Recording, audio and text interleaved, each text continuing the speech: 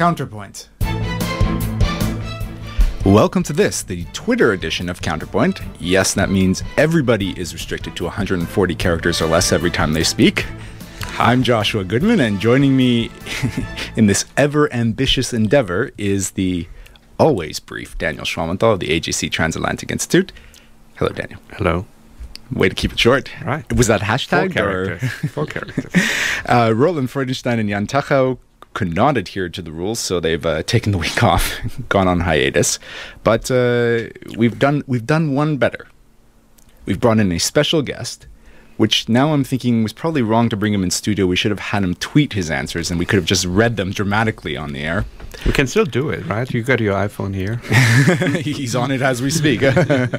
But sitting right across from me are our now resident Twitter expert, David Saranga, a minister counselor of the Israeli mission to the EU and head of its liaison department with the European Parliament, but also known as a bit of a social media maven during his previous posts in the US. In fact, as we learned today, because we clearly do not read the New York Times, but that esteemed publication once called David the Abba Ibn of Israeli online diplomacy. I'm amazed. David, welcome. Good evening. It's a pleasure being here with you, friends. We had no idea you were such a celebrity when we invited you. No. it's like an added. I don't even know what to do with myself. To use a New York term, I'm verklempt. Talk amongst yourselves. Now, it's the Twitter edition because we're focusing the first half of the show on social media in the recent Gaza conflict between Israel and Gaza.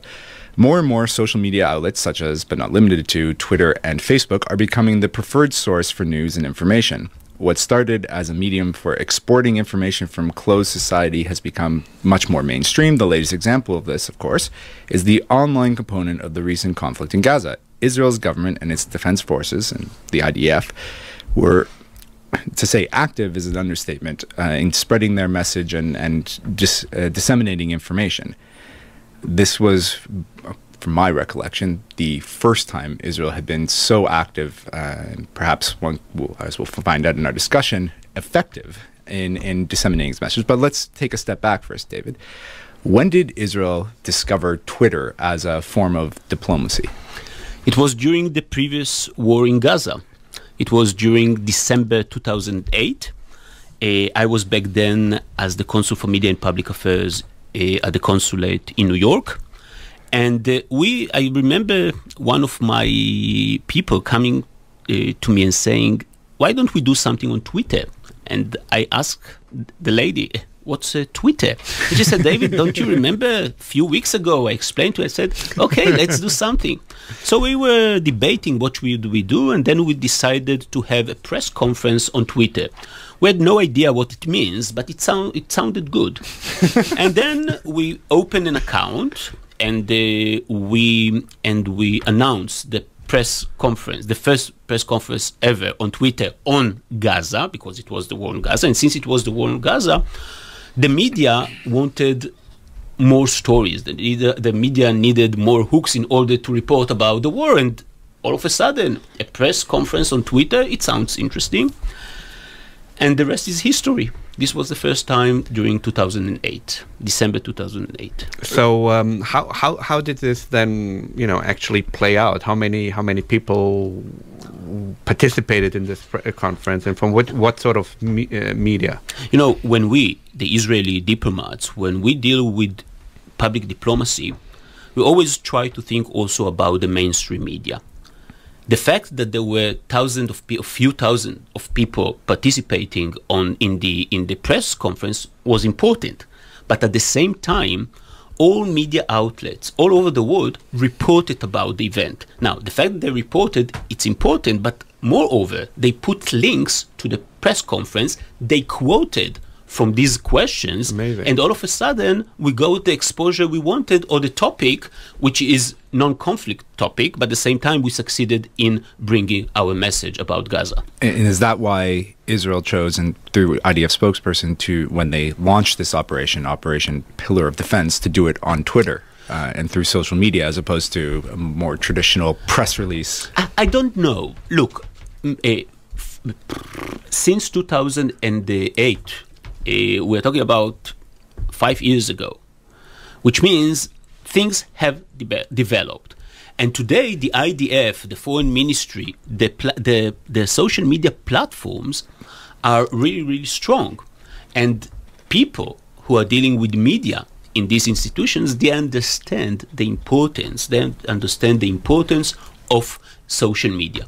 And I think it was very appealing for the mainstream media, the fact that Israel announced the start of the war on Twitter. Well, what were the objectives then through the use of Twitter? What were they hoping to achieve in this war? I presume, on a sophistication level, things have evolved since 2008. So what were really the main objectives for both, not just the IDF, but also the Ministry of Public Diplomacy was also very active in that regard. And the Ministry of Foreign Affairs, of course, Right, of course. so on and so forth. I'll go one step. Let's see what is the importance of Twitter, of what's the importance of social media. If in the past, Israel, in order to convey its message, needed to appeal to a third party, to the media, and the media is never objective. All of a sudden, we have a media outlet, Twitter, Facebook, YouTube, in which we can discuss, in which we can engage directly with the public opinion. This is exactly what was our dream always. We wanted the public opinion to gather messages and to make up their own mind about the situation on the ground. So this tool that we have today in our hands, Twitter, Facebook, YouTube, Instagram, and so on and so forth, these tools help us bring a more objective perspective, a more objective picture to the public opinion, Or at least your perspective. of course we bring No. course we bring our perspective, but Yeah. at the same time, since the revolution of social media, also the public is tweeting, also the public is uploading pictures, also the public is uploading videos, and this is something that can help us bring a more comprehensive picture. So you basically take away the media filter, and whether it's their own objectives, whether they're more middleman. selective or they actually analyze it and present it in a different way, you're taking out the middleman. Exactly. It's a further death of the middleman in modern day society. I couldn't describe it better. Now, the question that I have is, do you have any tools to analyze the people who are following you or befriend you on Facebook? In the sense, can you make an analysis to what extent you're reaching or preaching to the converted, or are you also reaching people who may not already, side with the Israeli view? First, it's important also to preach to the converted, or to preach to the people who are convinced, because these people can help us leverage our message. Let's take, for example, a person who lives in Israel. Normally, every person who lives in Israel, part of his friends on Facebook or on Twitter are people who live abroad. If this person upload a picture or an article or whatever, his friends abroad see it as well. And if they are interested in this topic, they spread the word and so on and so forth. Having said that, there is a mechanism. We can try and analyze whether we are effective or whether we should improve ourselves. And I can bring, before the show, I prepared some figures. Israel, or the pro-Israeli people on Twitter before the war, we created the hashtag Israel under fire. Mm-hmm. Right. The pro-Palestinian side created the hashtag Gaza under attack. And just to clarify for our listeners, a hashtag is essentially the category of topic by which the tweets or the messages are filtered through, and one can stream and collect the information, aggregate it, and see it through this hashtag. So it's just a filter. So it another way allows of people to, so if you search for Israel, everything that has a hashtag with Israel will show up in your search. Exactly. And for example, the hashtag Israel under fire, which was the pro-Israeli hashtag, had 22,000 tweets during the days of the war, while Gaza under attack had 150,000 tweets. It's true that the number of tweets of the pro-Palestinian side was much bigger, we can always think about the number of Arab people in the Arab world, comparing with the 7 million living in Israel, or the 10 or 11 million of the Jewish world, and so on and so forth. But still, 22,000 people, 22,000 tweets.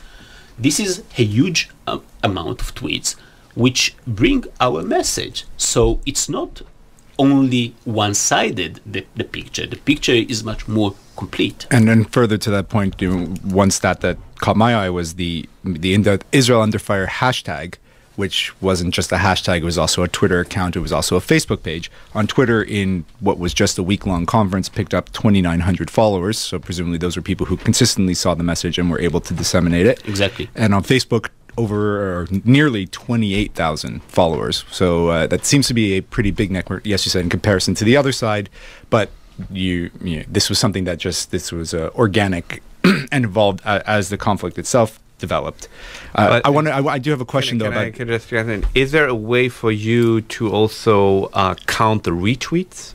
Absolutely. So do you have data on that? Not only us, everyone. I know. When you go online and you check a certain tweet, you can see how many people retweeted it. For our audience, right? Retweet, it means people who are repeating the message to their followers, right? To the people who are following their account. And what do you have data on the numbers were huge. The numbers of people retweeting, the number of people sharing different pictures coming from Israel during the war, they were really, really huge.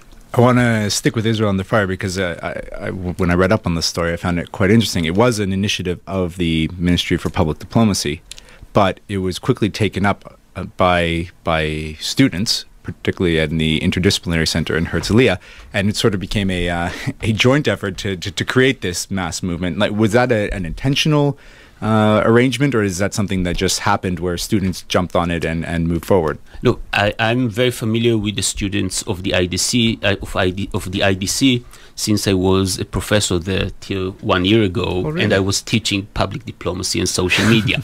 So I can. So for all those young people in the audience now, you're getting a free class because I know the tuition at the IDC is not low. So speaking about the students at the IDC or students at the Bar Ilan University and other students in Israel, I must say that the people in Israel during time of crisis, one of the things they want to do, they want to help. They want to help with what we call hasbara. They want to help with Israel bringing its message to the world. And with social media, all of a sudden, every person can be part of this a war. Everyone can help Israel promoting itself or promoting its messages to the world. That's why you saw so many students in so many places trying to help the Israeli government, the Israeli Foreign Ministry, the Ministry for Public Diplomacy, the IDF, and so on and so forth. It really redefines grassroots advocacy, I guess, and makes it much easier and as you can imagine, much cheaper, because it's something that can be done by simply opening a free Twitter account and a free Facebook account. Now, you said earlier, I mean, it was not. It was, the IDF, it was Ministry of Foreign Affairs and several other ministries. Was there a better effort this time also just generally to coordinate the messages, not to have too many overlaps or contradictions and to time it? So was it sort of an overall coordination? Unlike the previous war in Gaza in 2006, or after the war in Gaza in 2006, there was a rethinking of how to better coordinate the different efforts of the different ministries, the IDF, the Prime Minister's Office, and so on and so forth. And I must say that in the recent years, the things are so well coordinated, so something that we could all see during the last war. Right. Well, there was a lot of praise levied on towards Israel for its success in social media. One thing from the Washington Post stuck out for me, and they said, and I think for most people, the most central example of the success was the @IDF spokesperson account. And this is what the Washington Post had to say. The Twitter account @IDF spokesperson has kept up a day-long stream of ultra-shareable posts and more videos, graphics, and calls for retweets than a social media best practice class. That's pretty high praise. And the stats, since you brought up the stats, the stats speak for itself. IDF spokesperson rose to over 200,000 followers in the week that was the conflict, and its Facebook account now has added 100,000. Yeah, something it more than doubled. Now, think about the benefit of more people following the account. It's true that people follow the account because of the war, but these people are going to continue getting messages from the IDF, from the foreign ministry, and so on and so forth. And this is one of the importance of social media. Yeah, and I have to say, perhaps the greatest criticism or greatest compliment I heard. I had a friend come up to me who was certainly not pro-Israel, and she said, "I'm following it because I think what they're doing is amazing. What they're actually doing is deplorable, but the way that non-pro-Israeli friends, we need to talk about this after the show." There are a lot of secrets to me, but I do want to turn to the larger question of Twitter. We're going to take a short break, and we'll certainly be tweeting about this show and other things during the break. We'll be right back. You're listening to Counterpoint. Welcome back to Counterpoint. Well, we were certainly tweeting during the break. I'm sure all of you are now following me or David or... What you didn't know is Daniel Schwammenthal has actually recently joined Twitter. So if you want a week now, and it's been his least productive week. I got the BBC to correct one of their tweets. They said after the ceasefire, there was this incident when a number of Palestinians approached the fence, and Israel fired warning shots, and then fired at their feet, and one Palestinian died. And they tweeted, "Israelis fire warning shots at feet of Palestinians." And I thought, no. So I wrote to them that it contradicts your own story, and they corrected it within a minute. So it was not completely unproductive. But that does speak to the power of Twitter, and since it is a medium for expressing information, it's a lot easier to get a hold of them by just responding to their tweet than to send an email saying, "Dear sir, please note that in your article dated so and so." And moreover, because while you tweet, everyone sees the tweet, which means there is a kind of a public pressure on them to change it. Exactly. Unlike a letter you write to the editor, so the editor... They can just safely put in the drawer. You can't delete tweets, can you? I mean, you can delete them from your feed, but they stay alive in some way. It's very unlikely that after you... Because politicians have gotten themselves into trouble.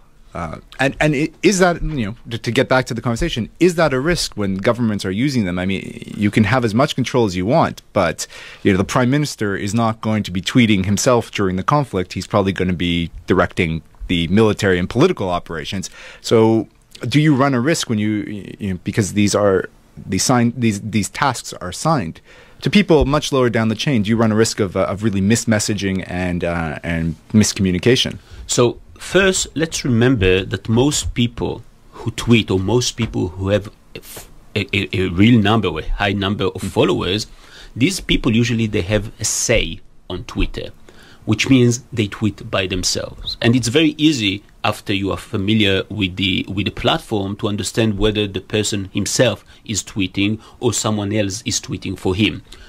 And I was asked this question when I just got on Twitter in 2008, and my answer was very simple. When I go on CNN and I give an interview, or on Fox, or wherever I go, I run the same risk. Twitter or Facebook, it's like a media outlet. Every word counts. So therefore, wait or think twice before you tweet. The same and don't let autocorrect on iPhone take advantage of you. The same way you think before you speak on CNN, Fox, or wherever, or on Radio Judaica. But by launching such a social media campaign, I assume you would have to multiply the number of people who are entitled to tweet, entitled to make sort of statements on behalf of the Israeli government to an extent that you didn't have before social media. No, you use the same people who usually are the people who are spreading the message, and the rest of the community is retweeting them or is bringing their message, and so on and so forth. Okay, so David, based on how you've presented it, the social media campaign during the Israel-Gaza conflict was a success. how do you translate that into a larger success on Israel's general, I guess, pursuit of its objectives in the international community? I'm thinking on the Israeli-Palestinian conflict, in particular noting what will go down at the United Nations General Assembly tomorrow with the Palestinian upgrade request, which is something we'll talk about near the end of the show. The potential for conflict with Iran and others, and just the general Israeli PR. Let me add another layer, or another question, related question. Have you seen any sort of success that through social media you also forced the traditional media to correct or balance their coverage? People who started following the IDF or started following the foreign ministry and so on and so forth during the war in Gaza, it means that Israel or the region or the war is relevant for them. Mm-hmm. So after we succeeded to have them as followers on our accounts, now we have a huge opportunity. First, if Israel is relevant for them, so after the war ended, I'll try to bring other messages which are related to Israel. I don't want people to relate to Israel only in time of war. Mm-hmm. I want people to relate to Israel only also when it comes to science, when it comes to high tech, when it comes to innovation, exactly. all these fields that Israel is strong in. So therefore, after the war ends, and now I'm talking about the foreign ministry, we continue bringing our messages or Israel's message on these topics which I mentioned, culture and so on and so forth. And these people, hopefully, these people who find Israel relevant will continue find Israel relevant on these topics. Now, regarding your question, the answer is absolutely yes. Thanks to social media, thanks to Twitter and Facebook, what is called the conventional media change their reports. I saw during the war that the correspondent of the BBC in Gaza uploaded pictures of a bloodshed and kids which were injured, claiming that these are Palestinian kids, when actually these pictures were taken during other conflicts, during the conflict or during the massacre in Syria. Right. And very soon after we tweeted the original picture and the picture he claimed to be one taken in Gaza, he apologized and he changed the tweet. So therefore, regarding your question, yes, social media influences traditional media. Right. So you have to be very vigilant in putting forth your message, but at the same time, what you're saying is you also have to be very vigilant in monitoring the messaging that everyone else is sending out. And here the community helps you to monitor, mm-hmm. because at the moment someone who is in this case pro-Israeli noticed that there is something incorrect, all of a sudden, everyone started to retweet the fact that the BBC, in this case, or others, were incorrect, and they had to change. Now, this is sort of when you catch a journalist in making a mistake. That's obviously something where social media can help, immediately building up the sort of pressure, forcing them to react quicker than they perhaps normally would. But I was interested more in the sort of like the grand narrative. It seemed to me, and I didn't do it, I didn't actually spend that much time watching BBC and CNN, and etc., but it seemed to me that the narrative more or less was the same as during Operation Cast Lead, the whole fixation on the number of victims. Of course, every single civilian casualty is a tragedy, but I still felt that the sort of context was missing, which was greatly provided by the IDF, by the Foreign Ministry.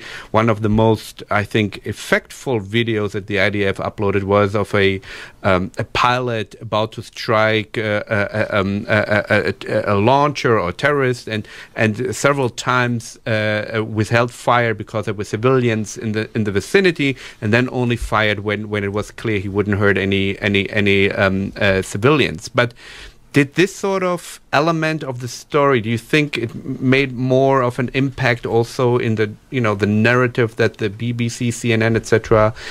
Told about this war? I think what made the narrative among the public opinion is the fact that we have multiplied sources. The more sources one has, the better he can judge reality. Still, traditional media is important. Still, they are stronger than social media. But unlike the past, that this was the only source, today people can compare. Today people can judge what they see on traditional media, and they can bring or they can get other perspective of reality. And I was talking actually to a couple of journalists back when Twitter really evolved as this mechanism, and they said they love it simply because they can get quotes from people without actually having to call. And 140 characters is the right side of quote, in contrast to most press releases you get, which have 3-paragraph quotations, and you have to sit there and go, well, if I cut that and that, am I doing? They just want cut, paste, done, article finished. And you know, also for an ordinary person who has the time today with this flow of information to read 5,000 words article, you read it to 140, and if you like it, then you dive into it and you read the rest. Well, I have to say though, as someone who does work in communications and does try to change narratives in discussions, I find the 140 character limitation. I think there's you can change certain descriptions of facts, you can change impressions, but to change the full narrative, I still question if it's possible, because you really have to weave a compelling argument, and can you really do it in just these short bursts? So I'll say I'm a little dubious of the overall. I think it's an important tool in the overall effort, but I still think there is a place for a more traditional messaging apparatus. As I said, the traditional media is still there. It's still strong, and it's still important that the traditional media is there, because today everyone can claim that he is the Queen of England and tweet as if he is the Queen of England. But at the same time, we still need the traditional media to know, because they check facts and they are better in these issues sometimes. Okay. One final question before we let you go. I know you're a diplomat, so I'm not going to put you on the spot and ask you for any detailed information about Israeli politics in the upcoming election. But I do want to know, is social media playing a big role in this election? A huge role. You have to see, I'm following most of the Israeli politicians. You're following everyone because everyone is equal. Absolutely. And I'm doing it because of curiosity, to see how they use in this campaign social media in order to outreach to the public. And, it's really interesting. It's a revolution. Well, I think I just saved a good $3,000 by not having to go to IDC for a course on social media, but instead got it in an hour. We should really actually just market this online. It's a quick webinar. You get credit, like, college credit. In the spirit of this show and in this discussion, though, I'd be remiss if I didn't mention that you can follow David on his Twitter account at David Saranga. That's DavidSaranga. We'll, of course, post it on Facebook and Twitter if you follow the show. Our very own Daniel Schwammenthal has, as we mentioned, embraced the modern era as well. And for his insights, follow at D Schwammenthal. That's the letter D. SCHWAMMENTHAL. You really should have picked a different name, because no one knows how to spell your last name. We're going to go to a short break. When we come back, we'll talk to Ed Reddig of AJC Israel on the political impact of the Gaza-Israel conflict. David, thank you very much for being with us. It was my pleasure. Thank you very much. We'll hopefully have you soon so we can have episode 2 of our webinar and therefore bring in a little more cash. David Saranga 2.0. Thank you. Our pleasure. You're listening to Counterpoint. Welcome back. Some technical difficulties in getting through to Israel. Apparently, the Twitter lines are off the hook, and the regular phone line. We should have used social media to contact Ed. I think it has more to do with Belgacom. Perhaps. I don't know. I've spent some time in Israel. I've spent some time in Israel, and I've had my frustrations with their networks as well, because if we smite Belgacom or Movistar, our phones might stop working altogether. So we'll just move ahead to what we were going to do at the end of the show, and hopefully we'll have Ed on by the end, or we'll see. It's our loss if we don't have him on. No, definitely. Tomorrow, Palestinian President Mahmoud Abbas will head to the United Nations General Assembly to request an upgrade in status to non-member observer state. Despite pressure from some countries, most notably the US and Canada, to do otherwise, he still seems insistent on going ahead. Many have argued that the Israel-Gaza conflict marginalized Fatah and thus Abbas, while strengthening Hamas and its leadership. Having pledged to make this move in the UN for some time now, and in need of political points back home, has Abbas painted himself in a corner, Daniel? Well, painted himself in a corner would sort of relieve him, to phrase it like that, would to relieve him from any responsibility. He has, he's committed to do it tomorrow. He's, there were phone calls from not just Washington but around Europe. So this is now a done deal, and given the voting pattern in the United Nations General Assembly, with 122 strong non-aligned movement, it's a foregone conclusion that he will get the necessary votes, and he will even get a number of EU member states. That's my next question. The European vote is fractured, but the overwhelming majority seem likely to either vote in favor or abstain. And you can look at the breakdown for the last time the Palestinians took a vote on membership in some sort of UN body, and that was UNESCO, where they received a number in favor, a number, I believe it was 11 in favor, 11 abstained, and five voted against. At this point, it looks like it could just be Germany and the Czech Republic on the no side. So recognizing that, has the perception of an Abbas in desperate need of reinforcement played a role in this European decision-making process? It seems that this argument that the Gaza war has marginalized or has exposed Abbas as being marginal to the events in the Israeli-Palestinian conflict may have encouraged some member states to go ahead with this vote. But nevertheless, I think they are making a big mistake. It's not that we do not want to see the emergence of a Palestinian state.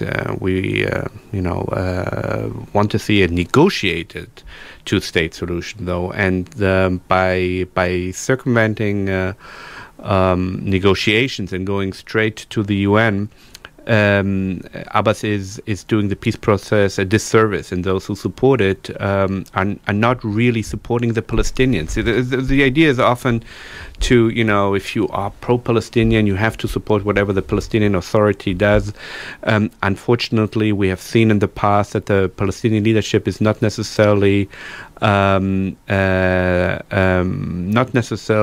following policies that are really in the interest of the Palestinian people. Well, let me just ask them, what's the big deal? Because look, there's a significant difference between what the Palestinians announced and began motions for last year, which was to be declared a state in the United Nations Security Council, the one body that can, on an international level, recognize you as a state and give you the legal standing as a state. And here they're just asking for an upgrade in status in a non-binding body of the United Nations, which is, its cynics would call, a soapbox for nations, and even its biggest friends would just say it's a discussion forum. It's not one that has significant decision-making power. So, what's the big deal? No, I think in this particular case, you're right. Normally, UN General Assembly resolutions are not legally binding. In this particular case, the situation, though, is a little bit different. The difference basically is what Abbas tried to get last year was to become not just recognized as a state, but also to become a full member of the United Nations. For that, he would have needed the support from the Security Council, and the United States always threatened to veto it, but he wasn't even able at the time to get a simple majority that would have required a U.S. veto. At the time, even France, which is now probably backing, or not probably, has already announced that it will back the move at the UNGA. Back then, France opposed the move.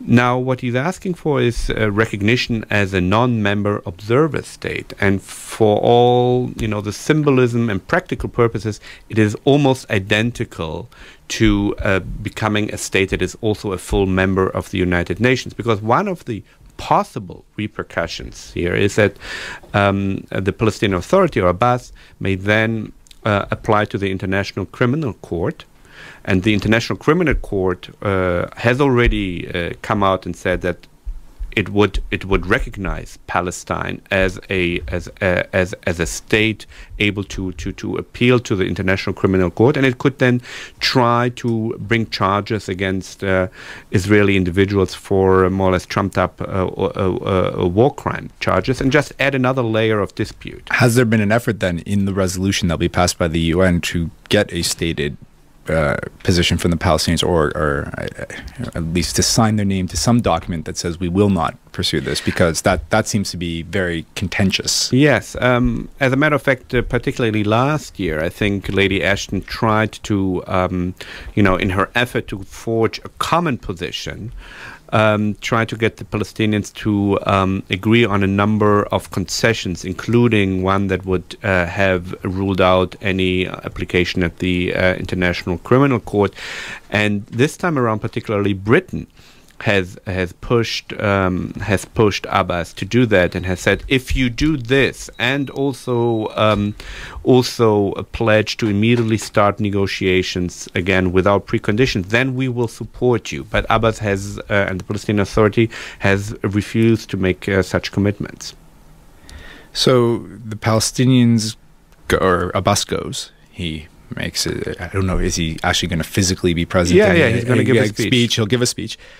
Will this help him politically? Do you think this helps him? It will help him until Monday. There will be, it will be big news on Friday. There will be a lot of interviews, special reports on all the big networks, and over the weekend there will be parties in Ramallah, and they will hand out candy on the streets, etc., etc. And then on Monday comes the hangover, because nothing has changed on the ground, and or to be more precise, a lot of things have changed on the ground. It will have made it much more difficult to actually negotiate with the Israelis a real state, because whatever they agree in the at the United Nations on Palestinian terms will make it more difficult then to negotiate with the Israelis and come to mutually acceptable compromise. Israelis will be more skeptical of Palestinian intentions. Hold on, can we go back to that point? Will that be because it will differ from what now the general international position is, which relates to UN Resolution 242, if I'm not mistaken, that establishes the 1967 boundaries or lines?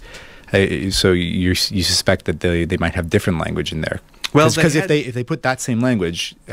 No, 242 is a very, very, very different from that, which because if it was 242, it has to withdraw from occupied territories, but didn't specify how much, etc.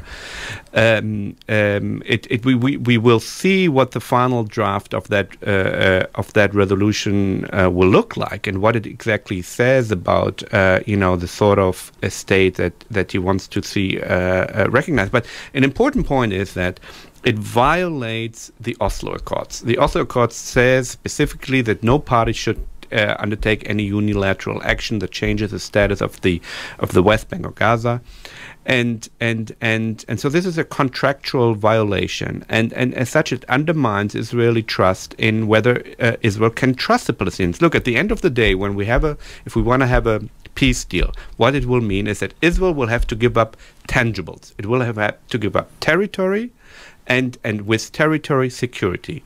The Palestinians will give in return only a pledge to end the conflict. They have to give the word. Now we see that the word is not that reliable when it comes to the Oslo Accords. So Israelis already skeptical about, is it worth to take on more risks to make peace with the Palestinians? If we can trust them, we'll have even less reason to trust them. Well, this move has not come as a surprise. We've seen reports of it, and Palestinians have been very open about the process. But over the time, the suggested Israeli response to the passage of such a resolution has varied. But the most recent reports are that they will take a very muted approach, unlike what was said earlier, which is that they would cancel the Oslo Accords, and this would end any structure. And for whether you think there are faults in the Oslo Accord or not, it is the sole framework for peace negotiations, and so it'd be quite a significant step back for the peace process there. Do you think the limited mute response, or limited response, it might not be mute, but limited response is the right tactic? I think so, at least until the Palestinians decide to escalate it further by, for instance, going to the International Criminal Court. If it stays with this step of simply going to the UN, I think it probably would diplomatically make sense for Israel not to respond too much in the end, because the way the world works is that everything will then focus on Israel's response, and it will be Israel's fault for escalating, etc., etc. That's just how things are. Even if they tweet it properly. Even if David Saranga personally tweets it. So I think it would probably make sense to try and perhaps then take Abbas and say, okay, now you have to go and negotiate without preconditions, because this was also a position taken by many EU member states, including France, which will tomorrow vote in favor. But Fabius, the foreign minister, when announcing the government's decision in Parliament, also said that they want to see the immediate relaunch of negotiations without preconditions. And so I think that should be Israel's response as well. Well, the issue seems to be, as they would say, fait accompli in French. See, we are a French show as well, bilingual. So tomorrow it's much more likely to be a coronation than a tense vote. The more interesting factor will probably be the responses, particularly that from the European Union, see how strongly they push the peace process based on what you're saying. We're going to take a short break, and when we come back, we'll think of something to do. You're listening to Counterpoint. Welcome back to Counterpoint. Belgacom may keep us from talking to Ed Reddig, but they can't keep us from being on the air. So here we go as we try to finish off this show. The hero of the Gaza-Israel conflict, if there can be one in such a devastating affair, is not Twitter, but Egypt. Mohamed Morsi and company played, by all accounts, an important role in brokering the ceasefire. That's the good. Now the bad. Reports this week of usurping power and essentially setting back the democratic reforms that the Egyptians who marched on Tahrir Square worked tirelessly for and risked their lives for. How does Egypt go from so good to so bad so quickly? I'm mesmerized, not so much by Morsi's attempt to strangle democracy. I don't think. I didn't have that much faith in the Muslim Brotherhood's, democratic convictions. I was more amazed by the sheer stupidity of the move, and that really surprised me, because they're actually very smart people. It was, in my view, a very unnecessary step, because they had just won, a landslide victory. And I would have expected this sort of, putsch, if you so will, to come at a later stage when they may have feared to lose the next election. But it's sort of an overstep that is unnecessary, and it's also. They did also announce, though, that parliamentary elections, because the courts did throw out the parliament, but they announced that new parliamentary elections will take place in 2013. Is that contradictory to? I mean, I think there were also not. First of all, it's a terrible affront towards the West, which had just approved a number of financial aid. Hillary, it comes like a day after Hillary Clinton, praised Morsi and Egypt's role in the ceasefire. She's out of a job, so yeah. Still, it's an affront to the United States. Lady Ashton was just in the region as well, and Morsi was here a month ago, and there's this dialogue going on between the EU and so forth, and they're really trying to work with them. So first of all, it is really affront to the Western world, but he also seemed to have completely misunderstood, misjudged the situation at home. look at the demonstration now going on. You're back on the Tahrir Square where they were protesting against Mubarak. A few months later, they are protesting against Morsi, and now he has to sort of step back with some of his power grab, and so that's really the most astonishing part for me, is that how they misjudged the situation. Well, certainly at home, power. But you mentioned the timing issue. Perhaps they thought. I mean, do you think it's possible they thought that with the goodwill they got from the Gaza situation, and with the fact that the whole world's focus was over there, maybe they could get away with it now because no one really wants another conflict. Certainly there's an element, but at least you wait a week. Right? I mean, you don't do it the very next day. I'll give them credit. They didn't announce it at the ceasefire announcement. Morsi said, "Hold on one second. I've got one more thing to say." But also, I mean, it's the same old tired slogans of, we are doing this to save the revolution, basically. We're doing this to save democracy. This is how every dictator, in history has justified a power grab before. We're doing this in the interest of the people and the interest of the revolution, and it is really amazing, really the sheer, I would say, stupidity of it all. I mean, this is an organization.